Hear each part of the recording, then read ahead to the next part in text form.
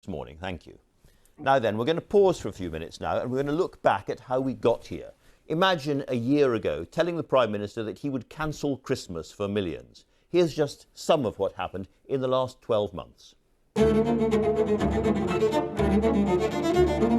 It is early in the new year, but already new directions and an awful lot of questions. What are you infuriated about?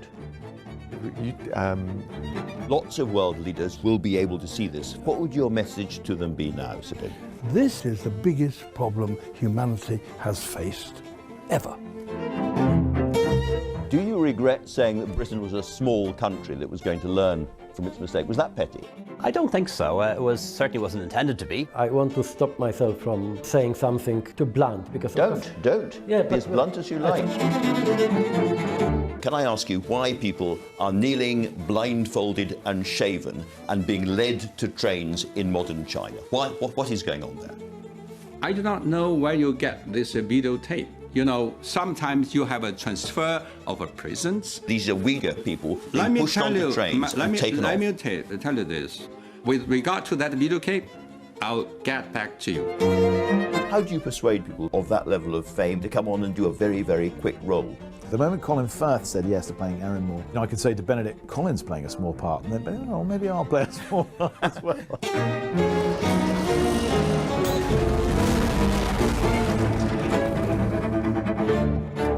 Every paper has coronavirus stories trying to work out how dangerous it is. It's a reservoir of infections. Now it is passing from human to human, which makes the risk of an epidemic much more likely. Good morning. And the not-so-good news is that coronavirus is on the verge of becoming a pandemic. How seriously do we really take this coronavirus thing? The caseload globally for coronavirus has grown so much more rapidly than it did with SARS. The people on the front line are very, very vulnerable to getting this themselves. We are buying at speed the sorts of kit that we need. Our public finances are in a very strong position, which means I can sit here and tell you I'll take whatever action is required. You think the grown-ups are in charge? Well, I hope the grown-ups are in charge. I think there are lots of questions still to be asked, such as, can the NHS cope? I've just spoken to my on-call colleague at St George's, and interestingly, they are also feeling this eerie calm before the storm. Schools closed, streets empty, pubs and restaurants ordered shut, some never to reopen again. Millions of us effectively locked into our own homes and the death numbers climbing.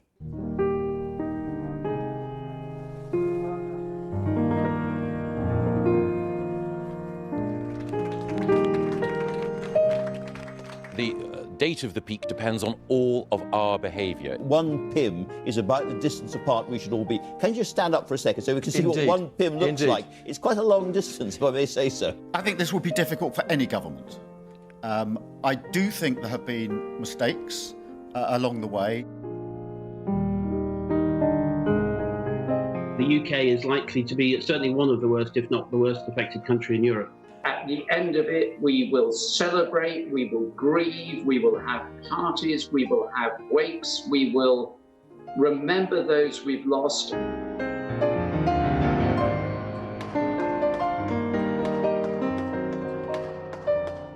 We're told Boris Johnson returns tomorrow to number 10. I'm joined now by the man who's been deputising for him and running the government while he recovers. A grim moment, 20,000 deaths. But it's a lot more than that, isn't it?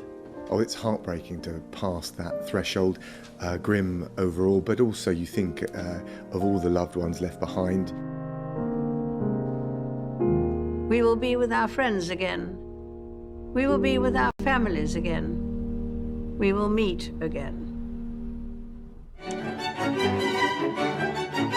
When the history of Britain's self-isolation is written, my next guest will certainly get a mention. If you're a gym bunny watching this, do you have exercises for that person as well? Try this one. Squat jumps, really get off the ground, and then you've got lunge jumps.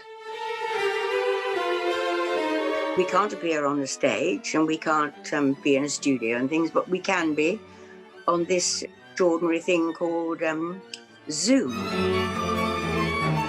You need to offend a tiny bit to work out what What's funny? Yeah, no, actually, I'm reading P.G. Wodehouse and Agatha Christie at the moment. Wash your hands and stay indoors. Thank you, baked potato. You're going to be coming and sitting on my lap. I can hardly wait. We weren't going to tell people about that, Joanna. You must listen to what the baked potatoes say. I've been making lots of soup in anticipation of not being able to get much food. This is the ultimate comfort food. I can't believe my mum will be so proud of me that I'm on the Andrew Marr Show talking about chicken soup. You've no idea. We love the NHS. We need people to inspire us to withstand coronavirus, and we wish them much success. You are Professor Lockdown. When is it going to end?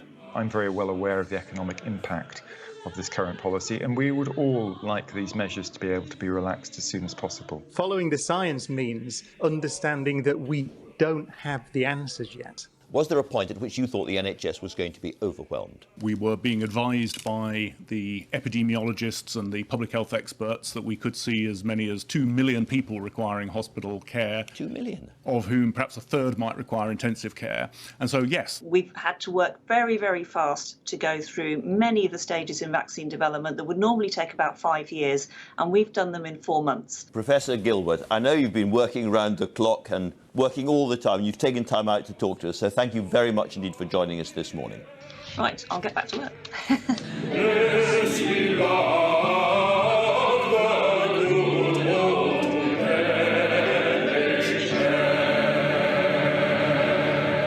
NHS. Is this it?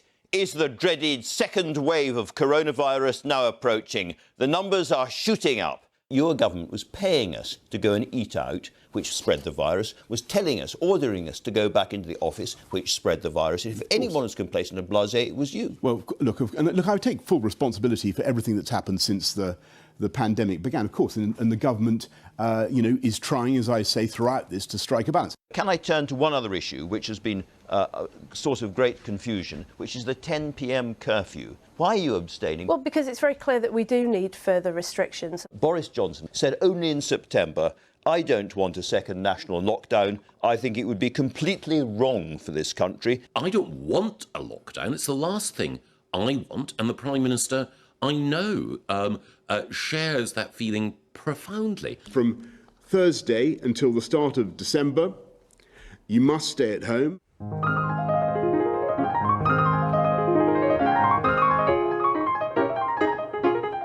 A lot of people are asking this question inside your party. They say the Boris Johnson of autumn 2020 just isn't up to it. Well, that is why Boris Johnson, who has a turn of phrase, calls you Captain Hindsight. He says you're criticising things they used to do, but whatever they do now, you just agree with them. There is a gap between how you present yourself very, very effectively and what's really been going on in Scotland. You may have been conscious, but you did not protect people in Northern Ireland care homes properly at the start of this. Some of your colleagues have described it as being like wildfire in Welsh care homes.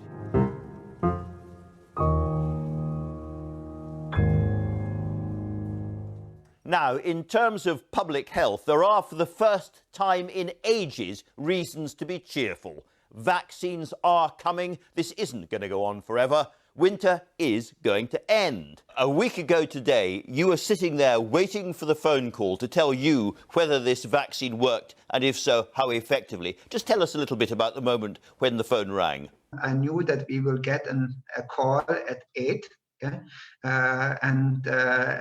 providing us this answer. And how did you celebrate? We sit together and had a tea together. Of course, everyone in Britain will be delighted that you had a cup of tea to celebrate.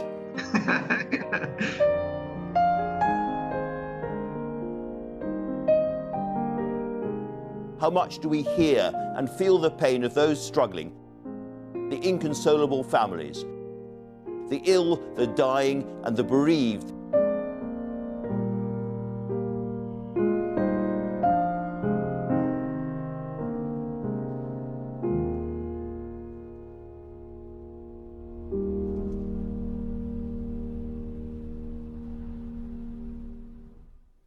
And I'm joined here in the studio by the Archbishop of Canterbury, just...